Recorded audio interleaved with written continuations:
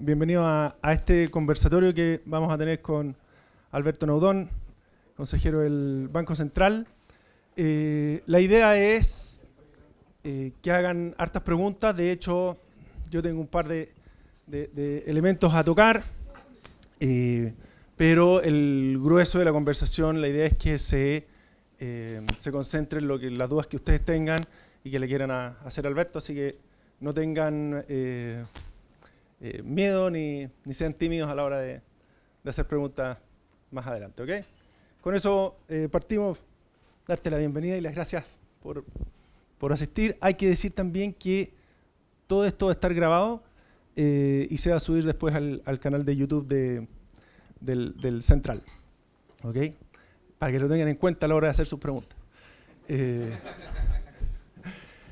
Bueno, comencemos pues, primero darte la bienvenida y un poco me gustaría partir conversando sobre lo que está pasando en la economía global, que no es poco, y una de las cosas que a nosotros nos llama mucho la atención es que si uno mira lo que está pasando con los aranceles en Estados Unidos, los aranceles efectivos, salvo yo diría que con la notable excepción de China, que efectivamente tiene aranceles bastante más bajos que los anunciados el 2 de abril, el resto de las economías no tiene aranceles mayormente diferentes de los anunciados.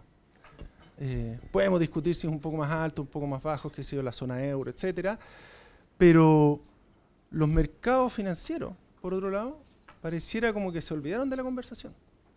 Y las condiciones financieras globales están más o menos parecidas, con algunas excepciones, a los niveles que teníamos antes de los anuncios del 2 de abril. ¿Cómo cuadra eso? ¿Cómo lo están viendo?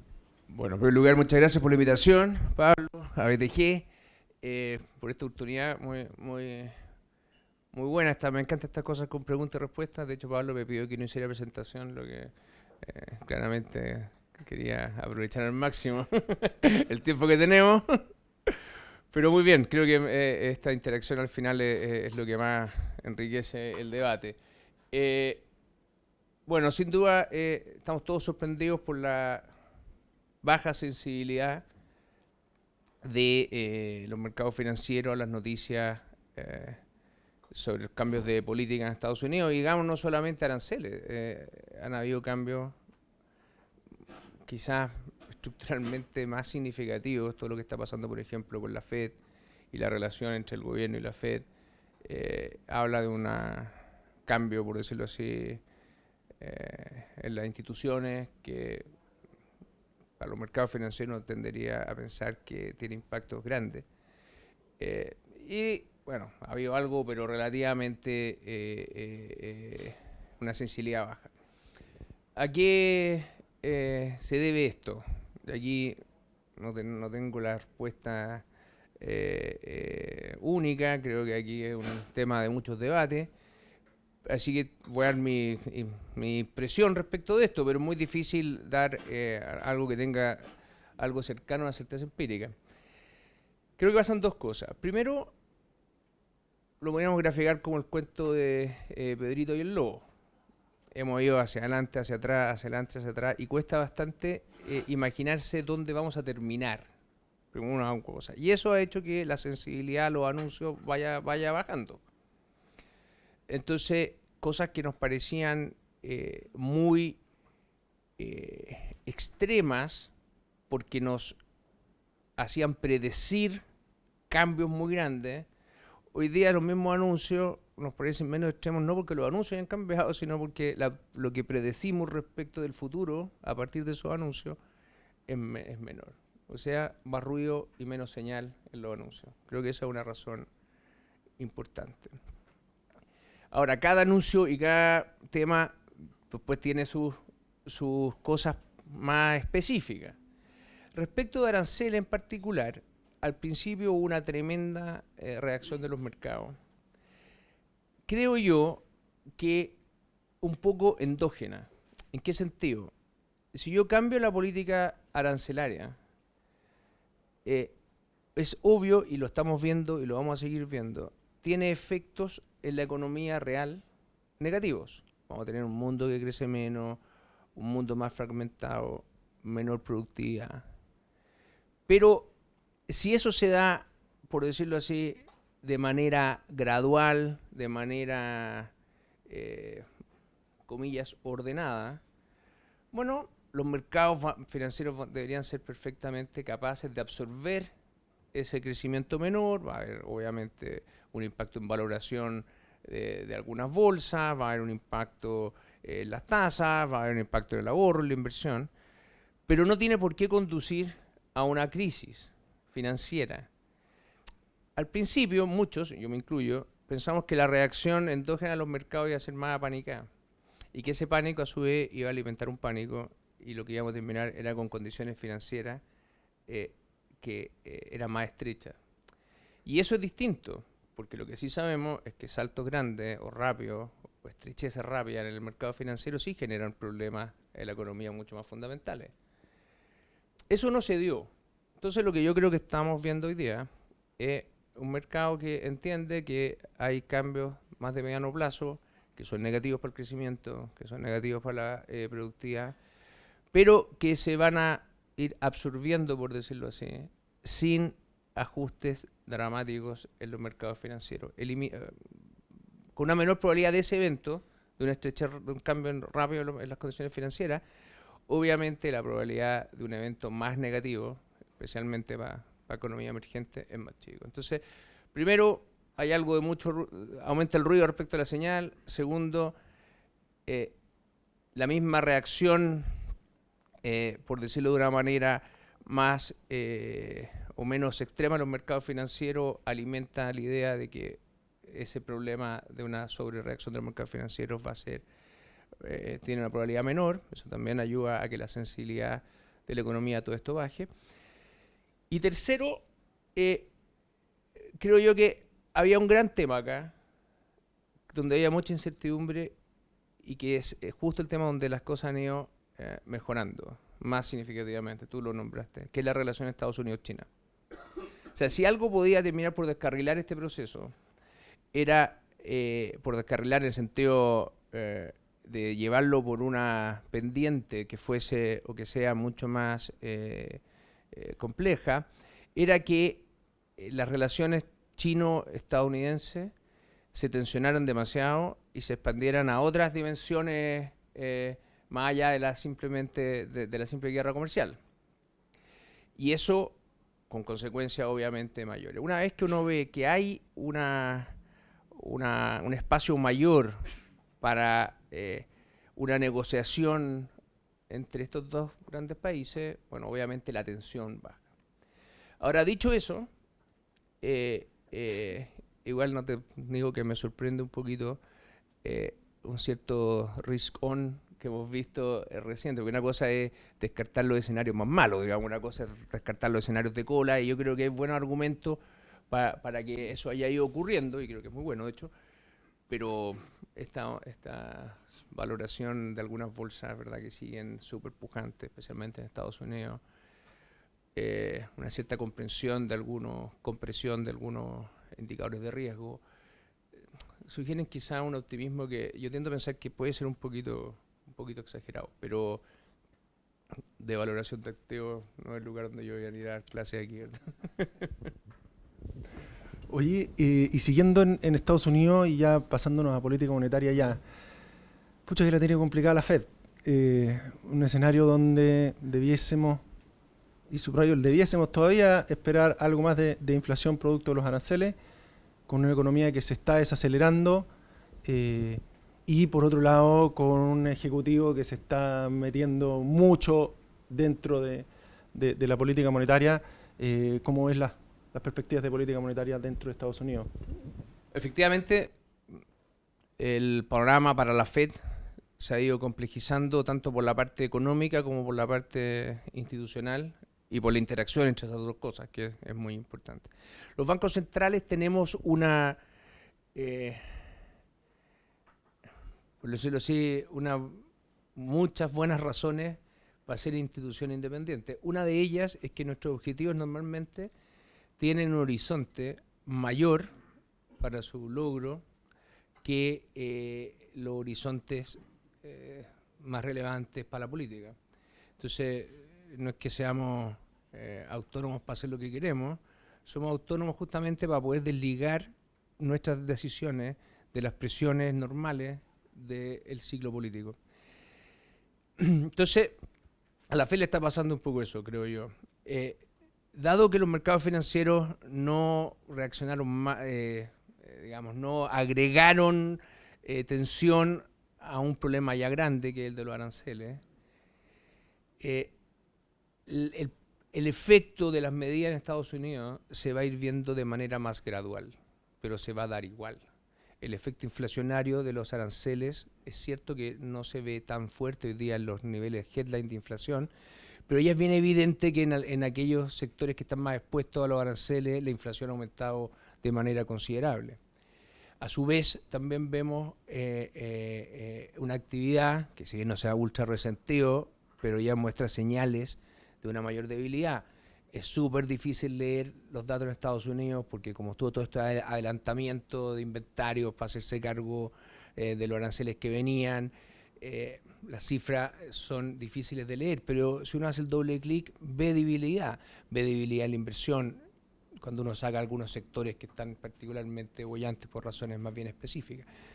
Entonces, como los efectos negativos no se dan de manera inmediata, pero se van a dar igual, la FED tiene que actuar no pensando en tanto los datos del presente, sino en lo que viene. Y lo que viene es algo más de inflación probablemente con una economía débil.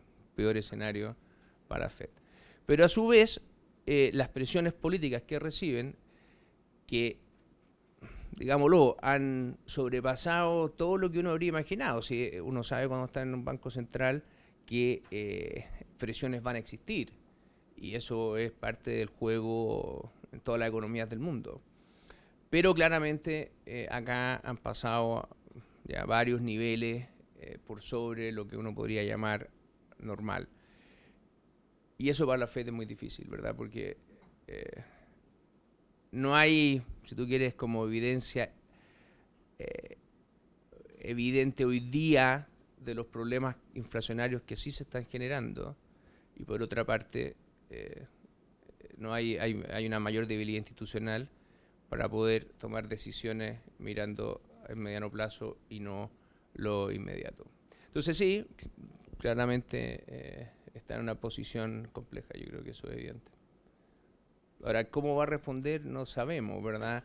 Creo que hay mucha incertidumbre respecto de cuál va a ser la estrategia. Me parece a mí que la última semana, especialmente después de los discursos en Jackson Hole, se ha abierto más la posibilidad de aumentar la expansividad y más la visión de que los problemas inflacionarios son más bien, vuelve la palabra, ¿verdad?, algo más de transitorio. Pero los datos van a ir hablando y la FED va a tener que ir reaccionando a eso. Entonces yo creo que hay bastante incertidumbre respecto de lo que viene para la FED en los próximos trimestres. Oye, pasémonos a la economía local, porque también en el último tiempo ha pasado harto, particularmente con la inflación. Se nos aceleró la inflación en los últimos 2 a 3 registros, sobre todo la inflación sin volátiles. Nosotros en BTG estábamos esperando que la inflación sin volátiles a fin de año estuviera en torno a 3% hace 3 meses, y hoy, después de la aceleración, pareciera que va a terminar más en torno a 3,8%. Y esto en un contexto también donde las cuentas nacionales por el lado de demanda agregada también nos sorprendieron al alza. Es cierto que una parte es inversión, pero otra parte también es un consumo que ha sido sorprendentemente más resiliente. ¿Cómo estás viendo tú ese escenario que hay detrás de esto? Antes de contestar esto, un disclaimer usual. Todo lo que diga acá no representa necesariamente la opinión de mis colegas en el Consejo. Lo digo porque estamos en el proceso estamos partiendo con el análisis del IPOM. Entonces, obviamente no voy a hablar de lo que estamos discutiendo adentro del Consejo en estos temas. Más bien me voy a referir a lo que escribimos en el reporte pasado y alguna visión más personal respecto de lo que estamos viendo, pero no compromete, por decirlo así, necesariamente lo que vamos a publicar en unas semanas más cuando publiquemos el informe. Estamos en pleno proceso de discusión sobre estos temas, así que todavía queda un buen camino por recorrer. A ver, yo creo que es evidente que hay una resiliencia o una fortaleza de la demanda interna que es significativamente distinta de lo que pensábamos hace unos 6 meses atrás, por decirlo así. Y en el IPON pasado había algunas indicaciones de que este escenario de algo más de dinamismo de la demanda era un escenario probable, y si algo las cuentas nacionales que publicamos hace poco para el segundo trimestre, ¿verdad? Así lo muestran. ¿De dónde viene esa mayor demanda? Bueno, sigue ligada en parte importante a un desempeño de la inversión en grandes proyectos, principalmente minero y también algo en el mundo energético, que ha sorprendido por su dinamismo. O sea, eso es evidente, uno lo ve en todos los números. Hay un impulso de la inversión sectorial, minería y energía, que es evidente y que es grande. Incipientemente empezamos a ver algo más de acción en otras áreas, pero todavía algo incipiente.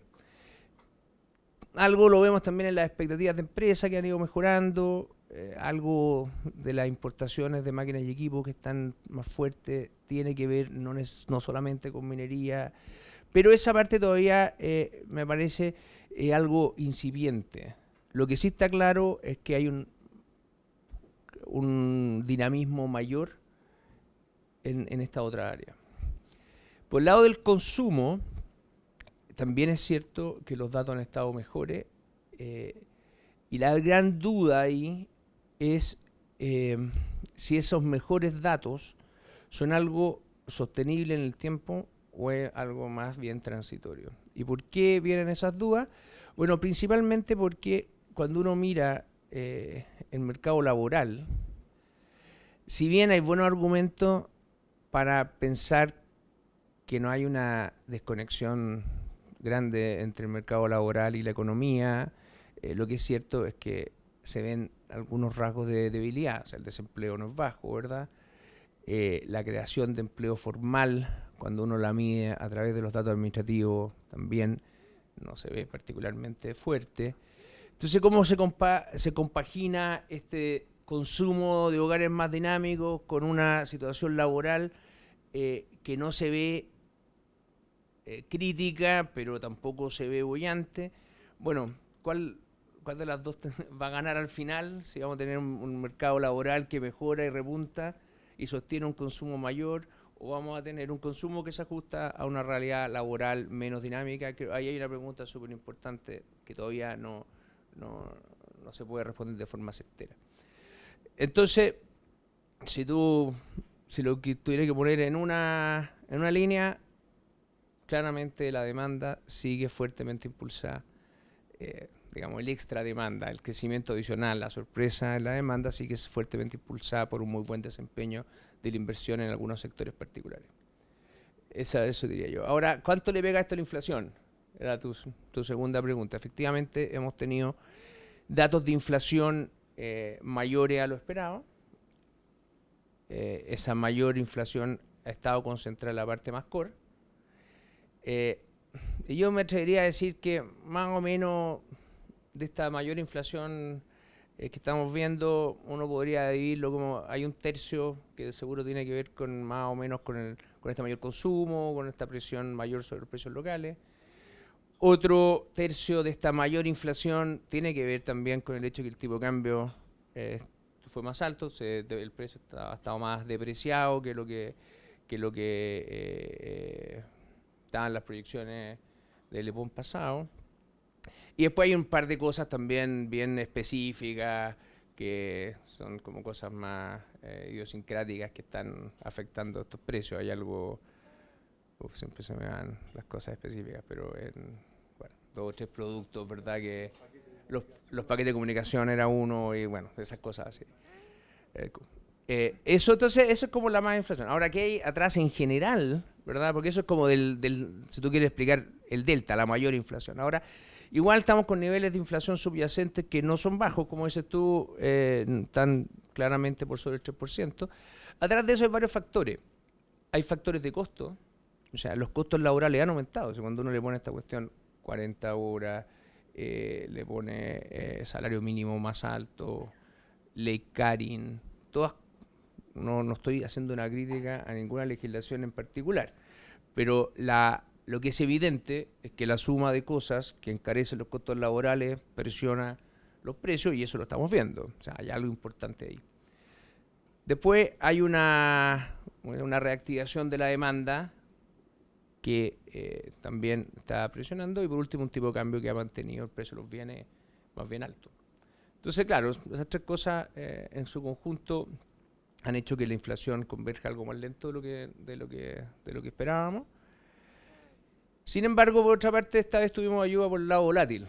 ¿Ya? Entonces el IPC probablemente va a seguir hacia una senda de 3% de manera más rápida, pero así como en el pasado los volátiles nos jugaron en contra, ahora para el IPC total están ayudando a morigerar esta mayor inflación core.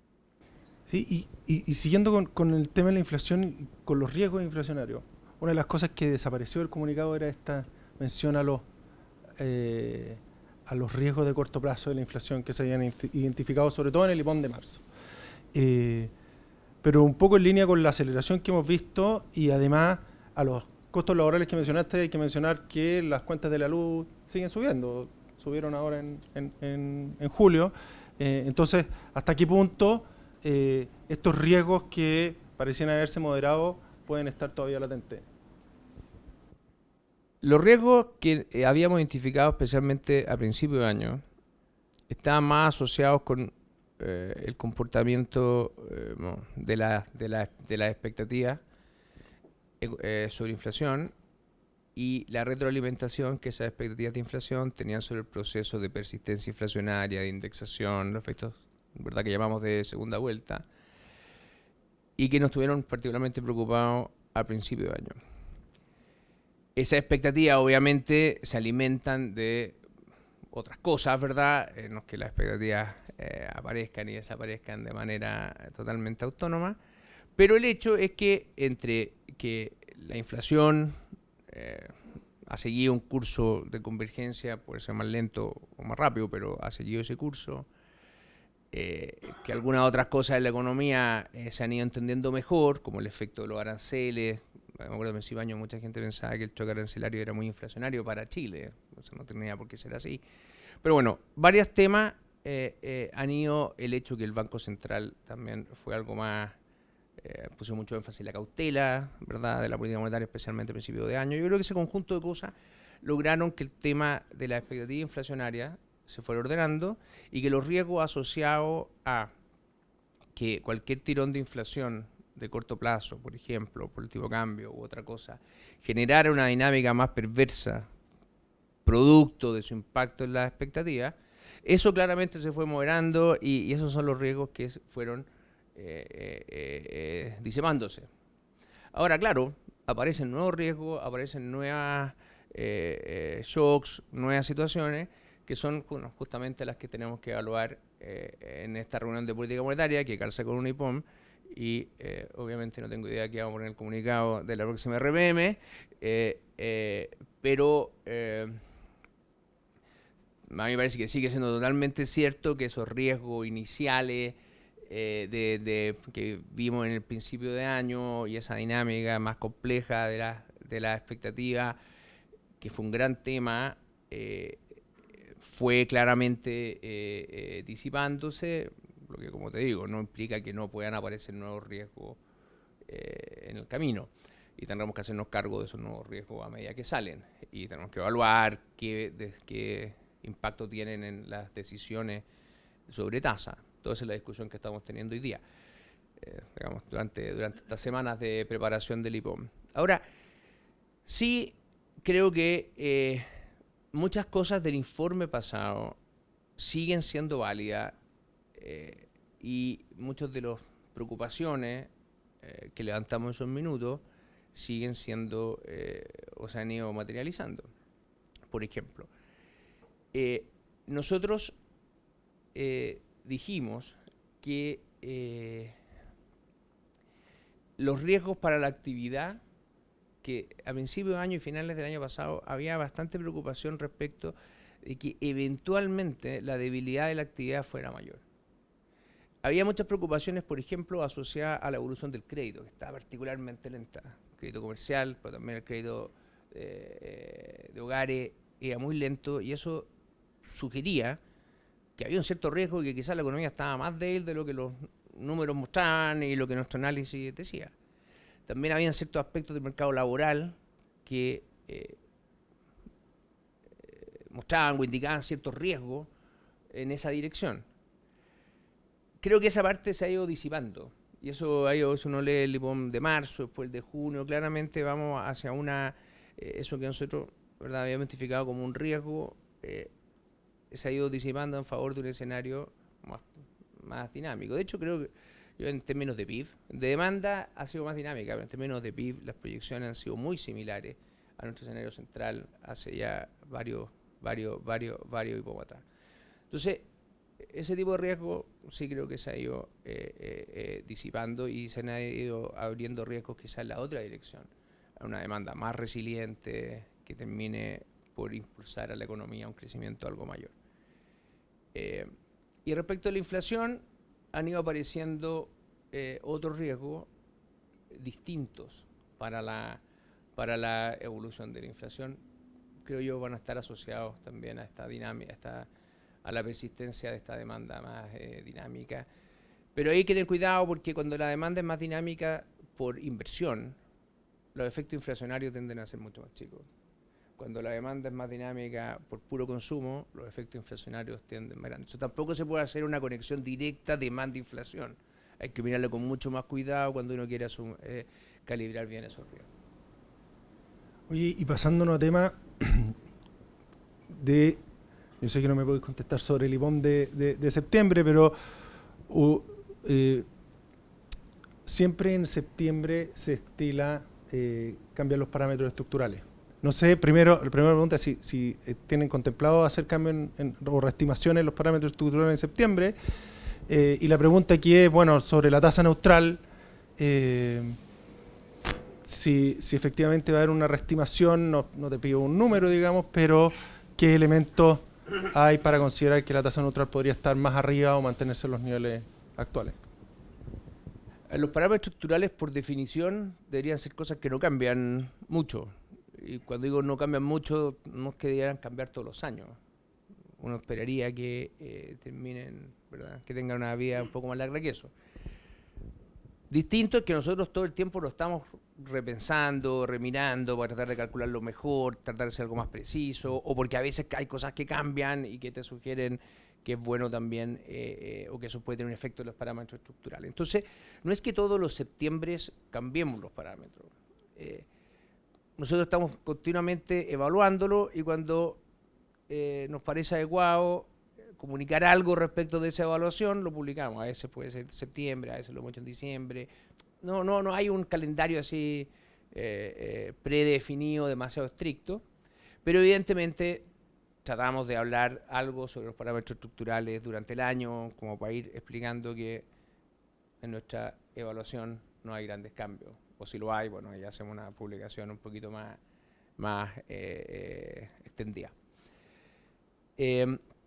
Entonces, eso del Estado, no hay ningún compromiso con publicar algo sobre esto, ni con no hacerlo en septiembre. Esto es algo que está siempre en evaluación en nuestra comunicación. Tasa neutral. ¿Cuál es el estado de la discusión sobre la tasa neutral en Chile hoy día? Nosotros, la última vez que lo hicimos, creo que fue diciembre del año pasado, bueno, septiembre del año pasado, presentamos un rango para la tasa neutral, de entre 3,5 y 4,5. Okay. El rango es bien amplio. Pero después, en sucesivas comunicaciones, yo mismo lo he dicho varias veces, hemos dicho que hay buenos argumentos para pensar que la parte de arriba del rango es más relevante que la parte de abajo, dadas las condiciones actuales. Entonces, 4, 4,5, hemos enfatizado que por ahí Por ahí está la cosa, ¿ya? Y eso no ha cambiado. Es el dato que tenemos, ese es lo que usamos en nuestra modelación. No ha habido ninguna ¿verdad? Comunicación que diga que eso ha cambiado y esos son los números que están. Ahora, ¿cómo entender ese famoso número de tasa neutral? Yo creo que la mayor parte del problema está en cómo lo usamos, ¿ya? O cómo distinta gente lo usa para distintas cosas. Entonces voy a hacer una mini clase de esto. Ok, ¿qué es la tasa neutral? Bueno, ustedes saben mejor que yo, cuando uno sale al mercado, mira las pantallas, hay cientos de tasas. Y todas son distintas, ¿verdad? Hay tasas largas, tasas cortas, en dólares, en UF, para prestarle a alguien riesgoso, para ahorrar en un fondo mutuo, qué sé yo, ¿verdad? Entonces, lo primero que uno tiene que hacer cuando dicen la tasa neutral, tiene que decir qué tasa. ¿Okay? Es la tasa interbancaria en UF, que ni siquiera existe, ¿verdad? Pero el símil es la tasa, piénselo así, es la tasa real overnight. ¿Por qué esa tasa? Porque esa es la tasa que alimenta los modelos de los bancos centrales, que construyen una yield curve a partir de la evolución esperada de la tasa corta. Entonces, cuando nosotros pensamos en tasa neutral, es que tenemos que anclar la tasa corta de política. Y la tasa de política relevante es la tasa real, no es la tasa nominal. ¿Okay? Entonces, primero que todo, es un concepto que no tiene un match muy evidente en los datos, ¿verdad? Porque no existe la tasa overnight real. Entonces, primero es un concepto, más que una tasa específica. Ahora, si yo lo tuviera que asociar, bueno, lo asociaría más bien a una tasa muy corta nominal, menos la inflación esperada un año. Eso es una buena aproximación, pero tampoco es eso de manera específica. ¿Ya? Ahora, de ahí a las demás tasas hay dos cosas. Cuando uno se quiere pasar a la tasa más larga, bueno, necesita tener la tasa neutral, pero considerar los periodos por plazo.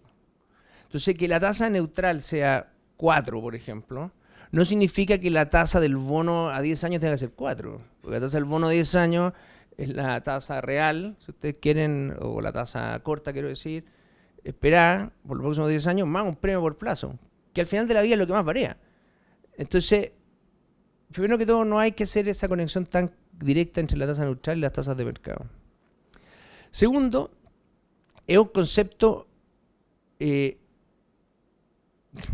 no se observa, una cosa que yo pueda medir, ¿verdad? Entonces, como no puedo medir, tengo que inferirla. Y esa necesidad de inferirla te hace tener muy poca precisión respecto de su número. Por eso esto es un rango. Tercero, es cómo se usa. Entonces, claro, ¿cómo se usa un rango? Uno lo tiende a asociar, ¿verdad?, la tasa neutral como aquella tasa a que los bancos centrales mueven la TPM y piensan que van a llegar una vez que los efectos de los distintos shocks sobre la inflación y la actividad se hayan disipado. Entonces, en ese sentido, es como la tasa de llegada. Muchas veces, cuando uno proyecta que la economía, no sé, después de un par de años, ya eliminó todos los shocks, entonces uno dice, bueno, ¿qué tasa va a tener el Banco Central? Más o menos la tasa neutral. Entonces, ¿cómo se usa un rango para eso? En los modelos no podemos usar rango. Los modelos no entienden de rango, entienden de número. Entonces uno en los modelos le pone un número. Entonces, como ustedes miran el corredor de tasas, tiene un número, que es el número que está en nuestro modelo, 4. ¿Ya? Eso es lo que está en nuestro modelo, eso es lo que está en el corredor. Y el corredor va a converger eventualmente, ¿verdad?, a 4. Eso lo hemos dicho. ¿Significa eso que para nosotros 4 es la única tasa neutral, el único nivel, y que si no estamos en 4 y estamos en 4,05, estamos con una política contractiva? No, ¿verdad? Nosotros enfatizamos que hay un rango. ¿Ya? Entonces, cuando uno se va acercando a ese rango, va evaluando si las consecuencias de la política monetaria son más contractivas o más expansivas de lo que uno piensa, ¿verdad?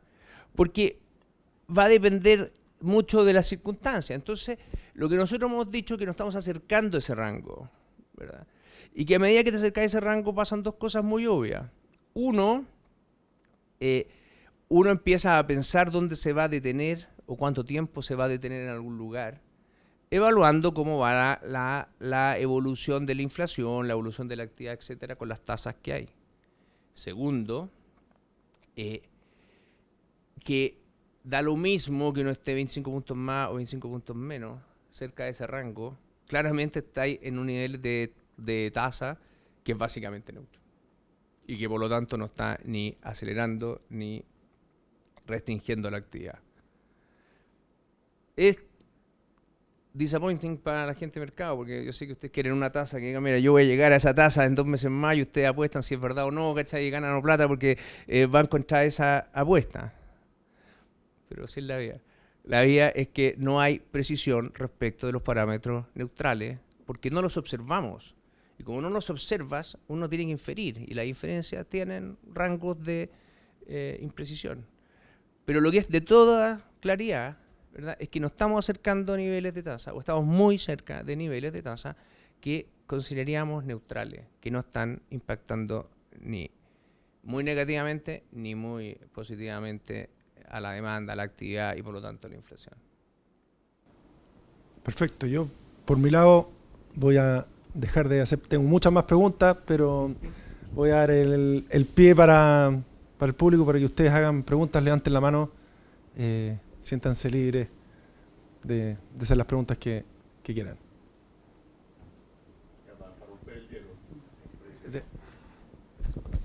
¿Qué nos puedes comentar, Alberto, del dólar? Y como breve introducción, la verdad es que a mí me sorprende la debilidad del peso, ¿no? Si uno lo mira en una perspectiva un poco más larga, digamos, pasamos por un nivel de inestabilidad institucional en Chile mayor, ¿no? Eso llevó a una depreciación importante del peso, que era natural, una mega reallocation de activos de las personas y de las familias y de las empresas, ¿m?, y de los inversionistas en general, proceso que ya terminó, y que en el margen no vemos que sigue ocurriendo. Tenemos términos de intercambio muy favorables, ¿eh? Antiguamente siempre había una relación inversa entre el cobre y el dólar.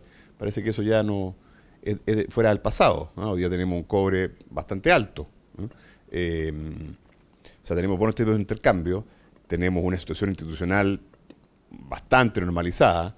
El mercado bursátil al menos este año subió 30% la bolsa, o sea, te anticipa una perspectiva mucho mejor en términos de ciclo político, etcétera. Y aún así el peso sigue en los niveles más depreciados.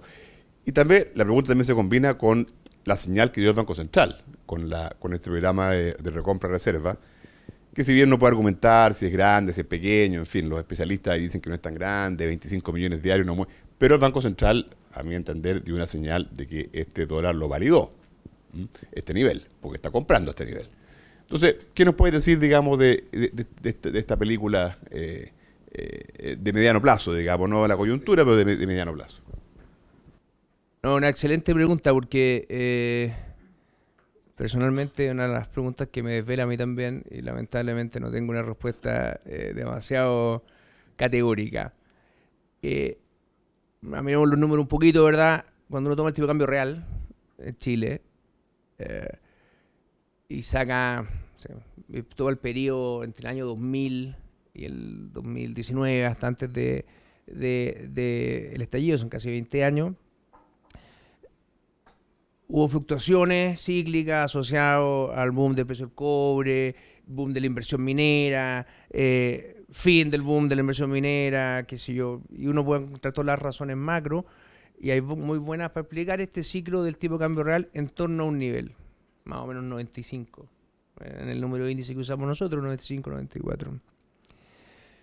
Viene el estallido, viene el COVID, y el tipo de cambio real salta, una depreciación bien significativa. Y de ahí en adelante hemos estado fluctuando más bien en niveles que están más bien en torno a 102, 101, por ahí. O sea, una depreciación que pareciera ser bastante más persistente. No solo eso, no solamente hemos estado fluctuando arriba, sino que las fluctuaciones que se están dando en torno a este promedio más alto son bastante coherentes con la macro también. O sea, hay una reacción al cobre cuando uno controla por todo el resto de las cosas, más o menos se da, no siempre es perfecta, pero se da. Hay una reacción hacia las tasas, más o menos se da, pero todo ahora fluctuando en un nivel más arriba. Entonces, la pregunta es si hay un cambio más estructural que dejó fijo el nivel de el tipo de cambio más arriba.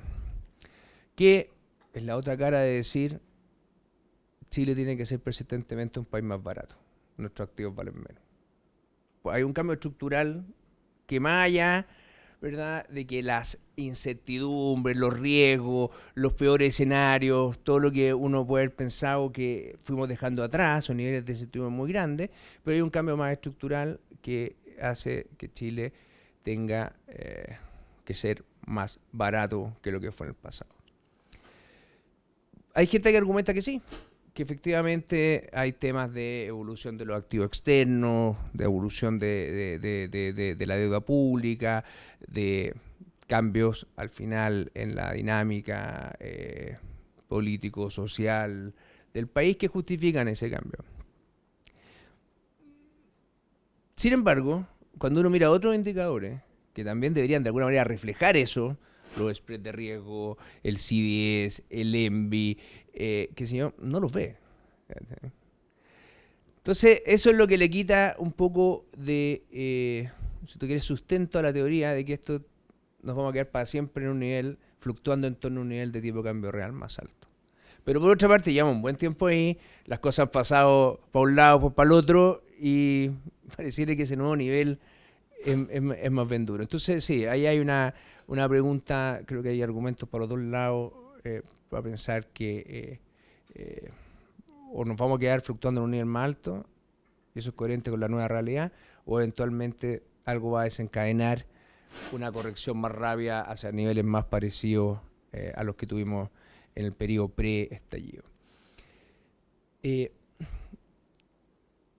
A favor de la idea que quizás nos quedemos arriba, o por lo menos por un rato más grande, está el hecho que todo esto que ha pasado en el mundo, que al final de la vida es bien negativo, en términos relativos somos los que menos hemos sufrido. Entonces uno habría esperado como una apreciación relativa o que los activos chilenos fueran más atractivos en términos relativos, por lo menos. Y no ha pasado. La bolsa es cierto que ha subido harto, aquí no me quiero meter en la pata de los caballos, que te manejan más, pero no sé si está particularmente cara cuando uno la compara con otros países. O sea, le ha ido bien, a la empresa le ha ido bien, repartido dividendos, han tenido buenas utilidades, ¿verdad? Pero yo tengo mi duda de si esta idea de que Chile es más barato es algo más estructural o fue coyuntural. Nosotros, ¿qué es lo que hemos hecho? Si ustedes se fijan en nuestro IPOM, hemos, por lo menos desde un punto de vista de la inflación, hemos usado como supuesto de trabajo un tipo de cambio real que se queda más arriba, que no vuelva al 94%, y esto al 95%, o sea, el índice que teníamos antes. ¿Y por qué lo hemos hecho así? Eso ustedes lo pueden ver en todos los IPOM. No se le ha dado demasiada importancia en la discusión, pero está súper claro, ¿verdad?, en los informes. Parte porque no queremos comprarnos una desinflación que estaría demasiado apalancada el tipo de cambio. ¿Ya? Yo creo que ha sido una buena idea porque efectivamente no se ha dado. Si nosotros hubiéramos pensado que el tipo de cambio volvía en términos reales a 95, claro, habríamos tenido una presión de baja en la inflación que nos habría permitido ser mucho más expansivo, ¿verdad? Como hay buenas razones para pensar que eso puede no ocurrir, hemos tomado el camino un poquito más, si ustedes quieren, conservador, y creo que fue una muy buena razón, una muy buena idea, porque eso no ha ocurrido. Pero que tengamos eso en los supuestos de trabajo, que hayamos iniciado un programa de acumulación de reserva a los niveles actuales, ninguna de las dos cosas creo debería ser considerada como que estamos validando ese número como un valor de largo plazo.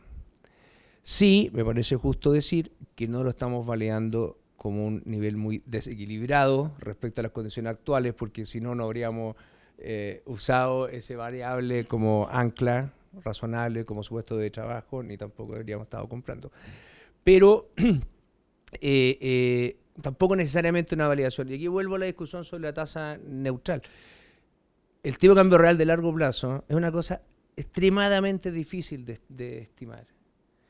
Y por lo tanto uno tiene rangos más bien amplios. ¿Qué significa que tenga que tener rangos? No significa que el punto medio sea el que te ancla, no significa que el techo o el piso sea lo que te ancla. Significa que cuando tú te acercas a esos niveles, tienes que evaluar con mucho cuidado, seguir moviéndote, porque ya estás en niveles que son relativamente neutrales. ¿Ya? Como supuesto de trabajo tienes que elegir una cosa puntual. Nosotros como supuesto de trabajo, ya les dije, en el corredor, en los modelos, está el 4, y eso lo hemos dicho en la tasa, en la TPM, y es nuestro, ¿verdad? Es lo que está anclando esa herramienta en particular, ¿verdad? Pero obviamente a medida que nos metamos en este rango entre 4 y 4,5, la evaluación respecto de si el efecto de nuestra política está siendo totalmente neutral o no va a ser un tema súper importante. Con el tipo de cambio pasa un poco lo mismo, ¿verdad? No hay argumentos para pensar que va a haber una convergencia muy rápida hacia el 95 previo. Ya en niveles cercanos, no sé, entre 95 90, o sea, no sé, y 100, uno podría decir, bueno, puede ser que estemos cerca, ¿verdad? Y uno va usando el supuesto que le hace más sentido, y dependiendo mucho también de los riesgos que uno quiere tomar y los riesgos que no quiere tomar. Pero esa discusión yo creo que es muy grande. Ahora, el contrafactual de esto es que si Chile estuviera muy barato, veríamos un montón más de gente comprando. Y yo creo que ha empezado algo, ¿verdad? Pero todavía el mismo mercado ha ligado precios a ese nivel. Pero es un tema que por lo menos a mí también me desvela.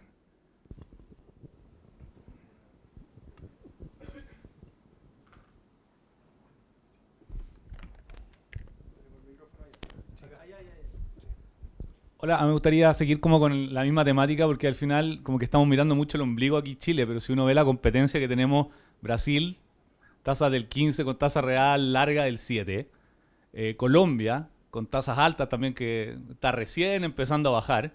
O sea, veo difícil una apreciación fuerte del tipo de cambio local, siendo con esa competencia fuerte que tenemos en los mercados como regionales. ¿Ah? Yo creo que va un poquito más por ahí y lo otro es que la inversión también en Chile todavía como que le falta recuperarse fuerte como para que ver una entrada de capitales lo suficientemente potente como para volver a tener ese tipo de cambio real como de lo, ¿cierto? Del antiguo Chile, digamos. ¿Ah? A ver, de nuevo, yo no soy experto en movimientos de corto plazo, el tipo de cambio, y obviamente hay cosas de carry trade y hay posiciones, ¿verdad?, inversionistas grandes que afectan mucho la dinámica a corto plazo. No, mi punto tiene más que ver con el mediano plazo. ¿Qué es lo que debería esperar uno con el tipo de cambio a 2 años, a 5 años? Uno debería esperar una convergencia en términos reales, que se puede dar más lento o más rápido, yo estoy de acuerdo contigo, va a depender de un montón de cosas de mercado y que influyen mucho. Pero yo imagino que cuando alguien va a invertir en Chile, no está pensando en el tipo de cambio o evaluando una empresa o una inversión y que va a tener flujo en 3, 4 años más, le preocupa más dónde converge el tipo de cambio que si va a moverse mucho en los próximos 3 meses. Entonces, mi punto, de nuevo, tiene que ver más con si al final la economía chilena tuvo que, por así, ex post, la economía chilena durante los 2000, 2010 era muy cara o no. Eso es todo el punto, ¿cachai? O sea, uno mira para atrás y dice, bueno, los activos chilenos valían X, y hoy día valen menos en dólares. El mismo activo, ¿verdad? De otro tipo de cambio. Y la pregunta es, bueno, ¿este cambio de precio se justifica en base a los cambios estructurales que hemos tenido? Este cambio de precio país, por decirlo así. Hay indicadores como el tipo de cambio que te sugieren que algo de eso hay, porque el tipo de cambio se ha quedado arriba. Más allá que los vaivenes, verdad que el carry trade a veces lo mueve por un lado, para el otro. Todas las fluctuaciones desde el año 2020, con COVID, sin COVID, con precio del cobre más arriba, más abajo, con convención a la alza, con convención a la baja. Mira, hemos tenido de todas en estos años, ¿verdad? Y hay una fluctuación en torno a un nivel que es claramente mayor que el pasado. Y eso yo creo que tiene más que ver con una valoración más estructural, que hay que validarlo o no con el tiempo. Pero me parece a mí que hay un cambio ahí que es más allá de las cosas financieras. Ahora, ¿qué puede gatillar esto? Un montón de cosas. Yo ahí sí que estoy de acuerdo contigo que si algo es difícil de predecir, son los gatillos de una corrección de precio.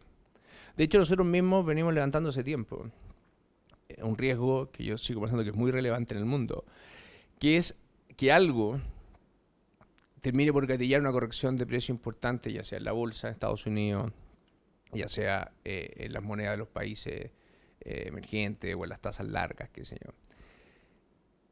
Es bien notable que toda la discusión que hemos tenido, la guerra en Ucrania, las tensiones con China, la guerra comercial, no hayan gatillado esa corrección. De hecho, como comentábamos hace un rato, si algo ve uno en el último tiempo es como un incipiente risk-on en algunos activos. Pero obviamente los riesgos están ahí.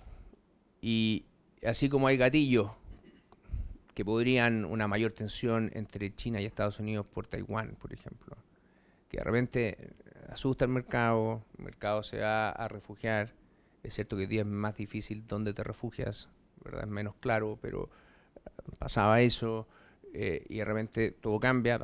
¿Qué podría pasar que gatille una apreciación del peso?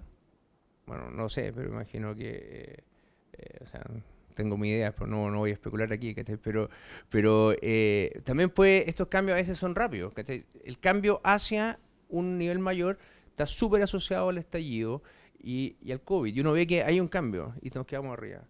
Bueno, ¿qué puede pasar? Que hay un cambio y nos volvemos a niveles anteriores que no validen este cambio en el promedio. Yo creo que hay varias cosas que podrían pasar, pero muy difíciles de predecir. Entonces, más allá de las cosas de carry trade y posiciones, creo que la gran pregunta es si se valida o no esta fluctuación en torno a un promedio que es claramente mayor para el tipo de cambio real.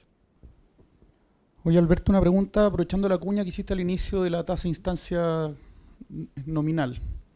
Me gustaría tu opinión respecto a la tasa real larga, principalmente en el mismo horizonte que tú hablaste, de 2000 a 2020, este país crecía a tasas mucho más altas y tasas reales largas mucho más bajas. Y efectivamente va a haber algo de premio por plazo, premio por riesgo, que de alguna manera hoy día es más alto, aprovechando también tu última mención.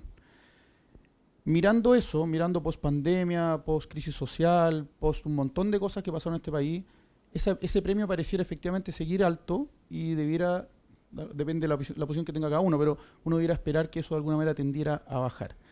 Y en línea también con lo que estáis hablando de los factores que están sorprendiendo al alza en la actividad, un poco la inversión en sector minero, sector energético, que de alguna manera obedecen a dinámicas globales, son tasas globales, dolarizados, no mucho la dinámica local. O sea, la verdad que las tasas reales largas de alguna manera inhiben la inversión en el sector inmobiliario, crédito hipotecario, cosas que son demanda interna real. Y en esa línea me gustaría tu opinión respecto a lo que está pasando con la tasa larga real. O sea, la verdad, ¿cómo lo ves? Más allá de tener una opinión de lado. Wow. Hay como dos grandes maneras de abordar esto, por lo menos desde los datos. Uno es tu comparación con los mercados externos y otro es tu visión con la tasa real corta, que es la tasa neutral. Déjame partir por la segunda. Lo que nosotros hemos dicho, que todavía pensamos que hay un rango entre 0,5 y 1,5 para la tasa real corta, que hace sentido, pero que probablemente la parte de arriba entre 1 y 1,5, ¿verdad? Hoy día hace más sentido que la parte de abajo. Deja tomar el 1, pero como en ese rango cualquier cosa vale para este ejemplo. ¿Ya? No es que esté diciendo que es 1. Ni tampoco estoy diciendo que no es, por si acaso.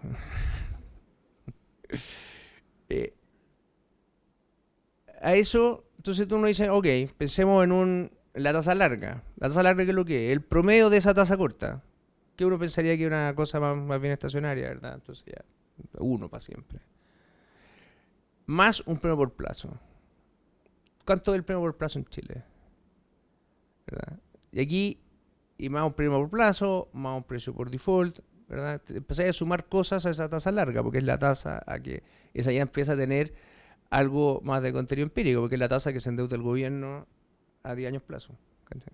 Entonces tienes que poner un tiempo por plazo, un riesgo de default, etc. ¿Cuánto es eso? 150, 200 puntos. Creo yo que para mí, y esto no hay una estimación del Banco Central ni mucho menos, para mí siempre ha sido 150, 200, algo como razonable. Entonces para mí una tasa larga en 3% es totalmente normal para Chile, más 3% de inflación, 6%. 5,5, 6, para mí es una tasa súper... A mí no me hace ruido, digamos. ¿Okay? Puede ser menos, sí, obviamente, porque los premios por plazo van dependiendo bastante del ciclo y puede tener fluctuaciones que son más largas. Pero yo creo que muy lejos de eso, a mí me cuesta pensar. Ahora, si lo hacéis contra Estados Unidos. Contra Estados Unidos, uno dice, mira, al final, esta es una cosa súper latera, pero uno tiende a pensar que el tipo de cambio real es una variable estacionaria. ¿Qué quiere decir eso? Que fluctúa en torno a una media. ¿Ya? O sea, no es ni que va ni creciendo ni cayendo en el tiempo, sino que fluctúa en torno a una media. Entonces, si fluctúa en torno a una media, la depreciación esperada es cero. ¿Ya? Entonces, cualquier paridad de tasa te va a decir que la tasa chilena tiene que ser la tasa real gringa más algún premio, que estar asociado de nuevo al default, puede estar asociado a un premio cambiario, porque igual es otra moneda, ¿verdad? Varias cosas. Entonces, en el corto plazo los temas de default son más bien chiquititos. Entonces, cuando uno piensa en la tasa en Estados Unidos, real, le tiene que sumar de nuevo un premio cambiario que, no sé, varía también bastante. Pero si uno piensa en Estados Unidos, una tasa real entre 0 y 0,5, que para mí es más sensata para Estados Unidos como tasa, súmale entre 50 y 100 puntos de este premio cambiario, ¿verdad? Que yo creo que es un número para mí, de nuevo, estimación personal razonable. Y también llega a un número entre 1 y 1,5 para la tasa real corta. Y después hace el mismo ejercicio para llegar a la larga. No sé, yo creo que esos son números referenciales que en mi cabeza funcionan, ¿verdad? Ahora, como te digo, nosotros no tenemos estimaciones de tasa neutral de largo plazo, ni de premios neutrales por plazo. Nuestra única estimación es este punto de partida de la tasa real corta, que está entre 0,5 y 1,5, con mayor probabilidad entre 1 y 1,5 para la tasa real, que la tasa entre es neutral. Pero por ahí yo veo la tasa. Ahora, en el corto plazo, a veces son los factores externos los que más están afectando a la tasa nuestra. Eso lo hemos visto en varias dimensiones. Entonces, claro, se produce un risk-on en el mundo y todos buscan un poquito más de riesgo, buscan tasa más larga y todos los premios del mundo se comprimen, ¿verdad? Entonces, claro, tenemos una fluctuación importante de la parte larga, más asociado a las cosas de afuera, ¿verdad? Por otra parte, los temas de mercado financiero local han ido complejizando la dinámica de las tasas largas y los premios, porque con una menor participación de la AFP en un mercado, ¿verdad?, que no es particularmente líquido, porque digamos que el mercado de bonos largos no es un mercado particularmente líquido, bueno, estimar esos premios es más difícil. Pero, de hecho, hoy día hay una tarea interesante, ¿verdad?, de tratar de darle mayor liquidez al mercado OTC y ahí, bueno, hemos estado trabajando algunas cosas. Pero esos números para mí, no sé si a ti te hacen sentido también. ¿No te genera ruido esta diferencia entre la tasa real larga y el PIB que esté tan bajo, en el fondo, en ese mix, dado lo que ha pasado en la historia? Es que sabéis que la relación... Ok, ya, ahora tu pregunta es si uno debería tener una relación muy directa entre el crecimiento y la tasa real. Bueno, no es tan directa esa relación, ¿ya? Es más directa en los libros de texto que en la realidad. Por varias razones. Primero, a mí me parece difícil pensar en el crecimiento local como muy independiente del crecimiento mundial. Entonces, esta idea de que tú tenías una corrección a la baja en el crecimiento de Chile y no afuera, es como difícil. Ahora, si fuese ese el caso, probablemente entonces este supuesto de tipo de cambio real constante en el tiempo ya no es muy válido, porque si tú eres una economía que lo está haciendo peor que el mundo, necesitas un tipo de cambio real que vaya perdiendo valor en el tiempo. Entonces, yo creo que va a llegar a un número no muy distinto, pero porque vaya a tener un tipo de cambio real diferente, con una tasa distinta. Pero vaya a llegar a una ecuación de paridad parecida. Puede ser, ¿verdad? Ahora, yo no creo que el PIB potencial en Chile haya cambiado mucho en los últimos 10, 15 años, como para justificar un cambio demasiado dramático en las tasas largas. Creo más bien que lo que está cambiando, lo que hay más probabilidad que haya cambiado, son los premios que le exige la tasa larga. Porque claramente la situación fiscal es distinta, y con esto no quiero decir que sea particularmente mala, ni que esté en un drama, pero lo que es cierto es que hace 20 años atrás estábamos en una posición fiscal que era inusualmente positiva, ¿verdad? Si llegamos a tener deuda neta positiva en un minuto, o sea, pocos países del mundo, en pocos periodos de la historia, pueden mostrar esa fortaleza fiscal, que ya no la tenemos, estamos en una situación, si ustedes quieren, más estándar, ¿verdad? Y tenemos que luchar por mantenernos ahí, pero claramente si yo comparo con el delta, la situación fiscal es diferente. Los riesgos para el país, yo creo que si los comparo con inicios de los 2000, hoy día hay un escenario más abierto. Yo creo que eso es evidente, ¿verdad? Los 2000 estábamos más en piloto automático en términos institucionales, de reforma, etcétera, que lo que estamos ahora, ¿verdad? Eso, me imagino que de alguna forma entra también en la ecuación. No se ve mucho en los índices de riesgo, pero de alguna forma entra en la ecuación. Entonces sí, ¿verdad? Yo creo que hay más argumentos para evaluar cambios en los premios por plazo, por default, etcétera, que puedan mover la tasa larga más que algo muy asociado a la macro, digamos, crecimiento, tasa neutral de corto plazo, etcétera.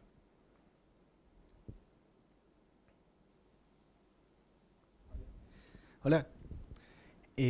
Sobre macroeconomía estadounidense. Tú mencionaste que tenemos todavía un riesgo inflacionario por el tema de los aranceles, no se ha manifestado el efecto de forma total en los precios todavía. Y además dijiste que al hacer el doble clic en algunos indicadores macroeconómicos hay señales de debilitamiento. Considerando lo anterior y además que la brecha en el mercado inmobiliario estadounidense respecto a los precios de la vivienda y también los salarios está en niveles altos históricos, ¿ves como un riesgo potencial eventual que la Fed sea presionada a bajar la tasa de interés con un riesgo inflacionario creciente y una economía más débil?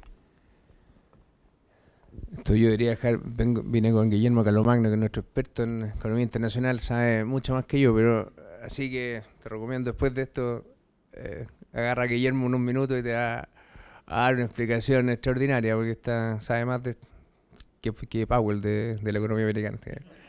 Oye, no, a ver, ¿qué es lo que...? Déjame, te voy a dar una respuesta súper general, porque la pregunta es como bien hipotética. Hay un riesgo de hay un riesgo de que las presiones sobre la Fed generen un comportamiento inflacionario adicional, digamos, a las presiones inflacionarias que ya hay en la economía.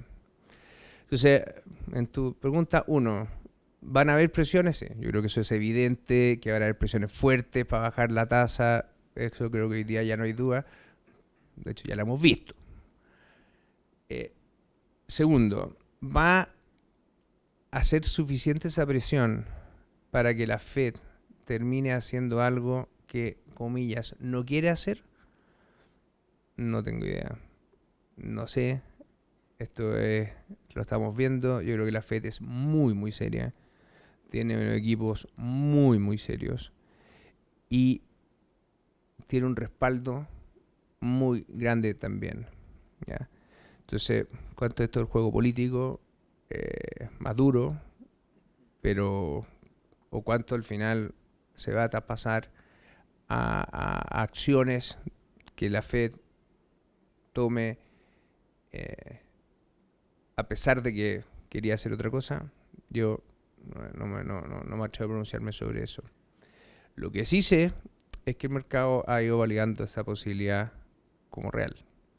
Y uno ve el comportamiento de las expectativas de inflación, break-even, de las tasas a plazos más largos, y han ido considerando esta probabilidad como mayor. De hecho, una de las cosas más interesantes de los últimos años era que las expectativas de inflación en Estados Unidos seguían súper bien ancladas, a pesar de lo que hicieron en el COVID, a pesar de los errores ex post, ¿verdad?, de la Fed, que pensó que todo era más transitorio que lo que fue, a pesar de el aumento y la dificultad que va a tener Estados Unidos para estabilizar su deuda, a pesar de todo eso, la inflación seguía bastante bien anclada, incluso periodos bien largos. Eso me parece que en el margen ha ido cambiando y de alguna forma refleja que el mercado tiene una posición de que ese riesgo existe. Alberto, yo quería conectar con la pregunta o tu comentario de un poco de la situación fiscal mirando hacia atrás, digamos. No para adelante, porque yo sé que es medio complejo, digamos, pensar en cosas hipotéticas para adelante. Pero con un déficit estructural del año pasado de 3.2 puntos del producto, que la verdad que parece bien alto para un año en que no tuvimos ninguna crisis mayor, digamos. ¿Cómo evalúa el Consejo un poco el comportamiento que hemos visto, digamos, desde el punto de vista del desempeño fiscal? Porque, insisto, para adelante es difícil contestar, pero hacia atrás, ¿ustedes cómo evalúan los espacios que el desempeño fiscal les ha quitado a la política monetaria en términos de responder a un cierto estado de la economía y que, digamos, desde el punto de vista fiscal se están desplegando ciertos estímulos que quizás no deberían venir por ahí? ¿Cómo lo evalúan?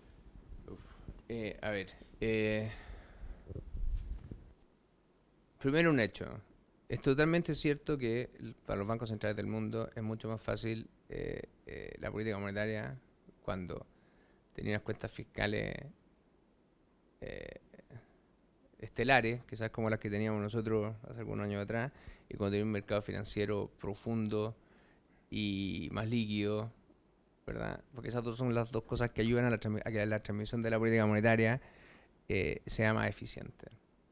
En las dos dimensiones hemos empeorado. Tenemos una posición fiscal que no es la de hace 20 años atrás, y tenemos un mercado de capitales, especialmente por la menor participación de la AFP, que obviamente es un actor muy importante, que no es el mismo que teníamos también hace algunos años atrás. Entonces, el primer punto, sí, es cierto, la situación no es, o sea, es algo más complicada. Segundo punto, la política fiscal ha ayudado o le ha quitado espacio a la política monetaria. Yo creo que acá hay que ser bien claro y justo en que el ajuste fiscal que hubo en el primer año del gobierno de Boric, ¿verdad?, el 22, que era el presupuesto, el último presupuesto que dejó el gobierno del presidente Piñera, que fue ratificado y fue validado por el gobierno de Boric, ¿verdad?, el ministro Marcel en su primer año, ese ajuste que fue muy fuerte, porque se eliminaron todos los IFE, etcétera, fue clave para el control de la inflación.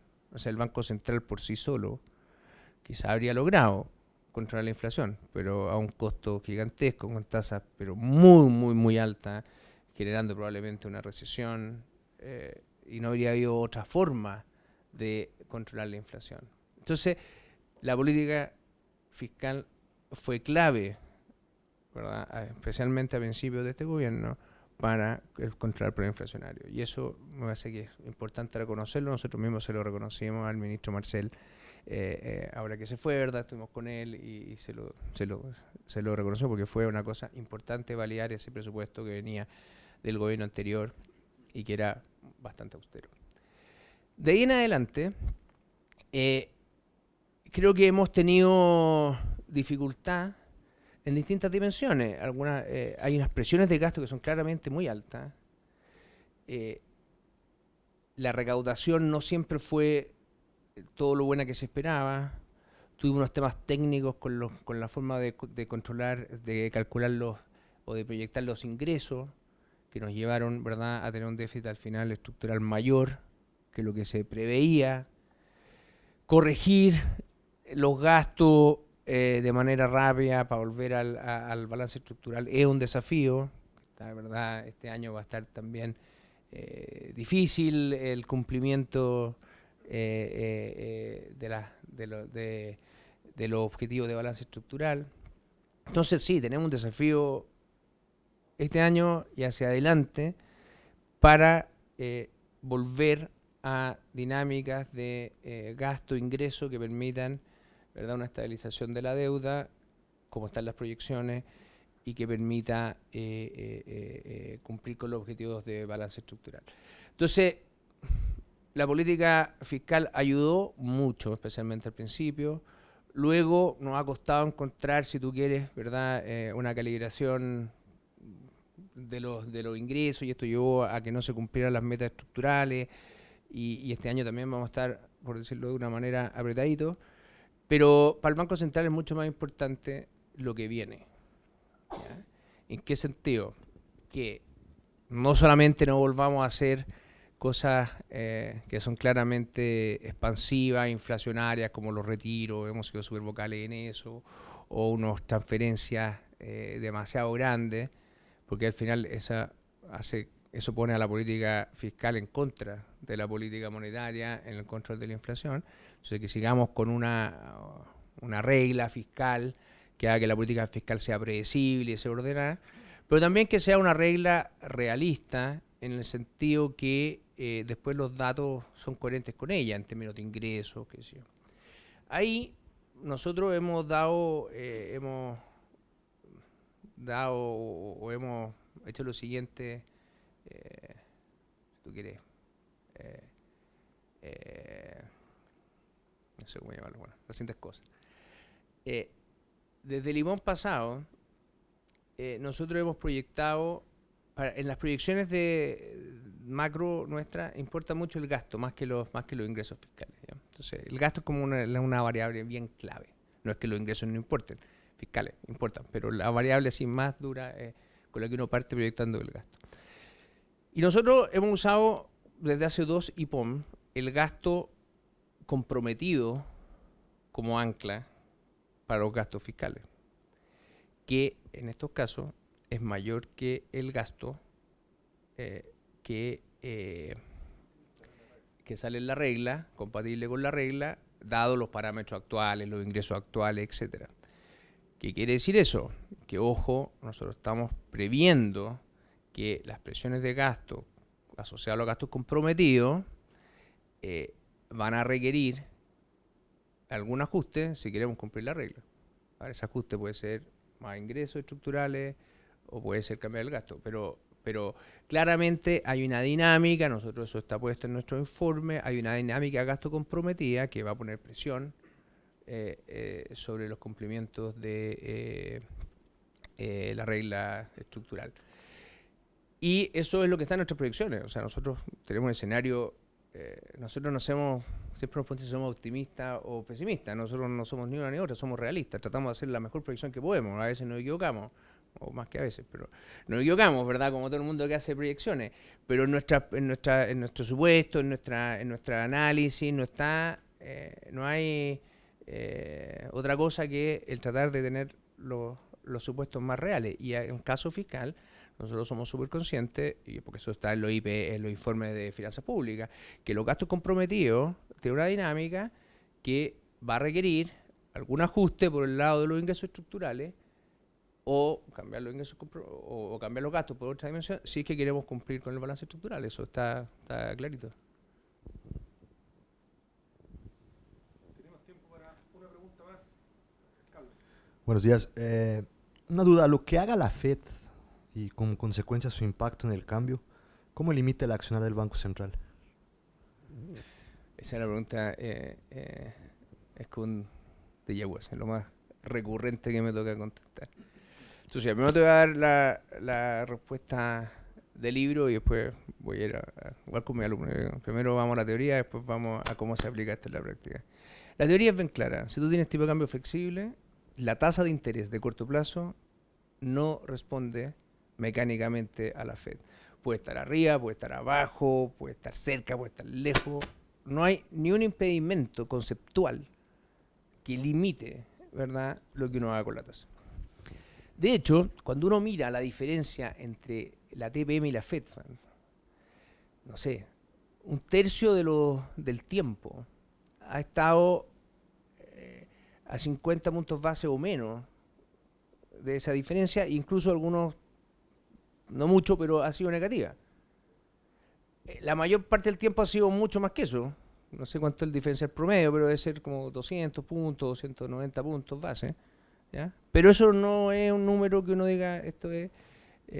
que hace sentido, si uno piensa, supón tú que las tasas reales fuesen las mismas, no es el caso, pero supón que fuesen las mismas, el objetivo inflacionario de la Fed es 1% más bajo que el nuestro, te esperarías por lo menos que en términos nominales esas dos tasas fueran en promedio 100 puntos distintas, ¿ya? Ha sido un poco más, bueno, los ciclos y qué sé yo, pero a veces ha sido mucho menor, entonces no hay nada, primero. Esa es la gracia del tipo de cambio flexible. Yo pongo las tasas que necesito, la Fed pone las tasas que necesitan y el tipo de cambio se ajusta para que los dos países conversemos buenamente. Esa es la teoría. La práctica, ¿verdad? ¿Qué es lo que te dice? Que la teoría funciona, pero que tienes que tener cuidado cuando te acercas mucho a la tasa de la Fed. ¿Por qué? Porque por temas de carry, por temas de aprensiones de los mercados, cuando estás cerca de la tasa de la Fed, es más probable ver flujos muy fuertes financieros que pueden terminar afectando la evolución de algunas variables financieras de una forma que tú no quieres. Entonces, típicamente, cuando tú te acercas bastante, eres más cuidadoso en la comunicación, eres más cuidadoso en medir los potenciales efectos de sorprender al mercado con un movimiento de tasa, porque están todos estos otros elementos, ¿verdad?, que pueden generar eventualmente alguna tensión o algún movimiento del mercado financiero que te termina complicando. Entonces, la teoría funciona y la creemos a pie juntilla. Somos súper independientes en política monetaria y tú lo ves súper claro. Hay periodos en que nos movemos junto con la Fed, porque tenemos ciclos parecidos, y hay momentos en que nos movemos totalmente en direcciones opuestas con la Fed. Cuando tú miras, por ejemplo, el caso que más me gusta es el 2010, ¿verdad? Post-crisis financiera global, Chile se salió súper fuerte, porque los chinos se pegaron este impulso fiscal gigantesco, generaron el boom del precio del cobre, nosotros tuvimos un boom de la inversión minera y teníamos una economía que estaba volando.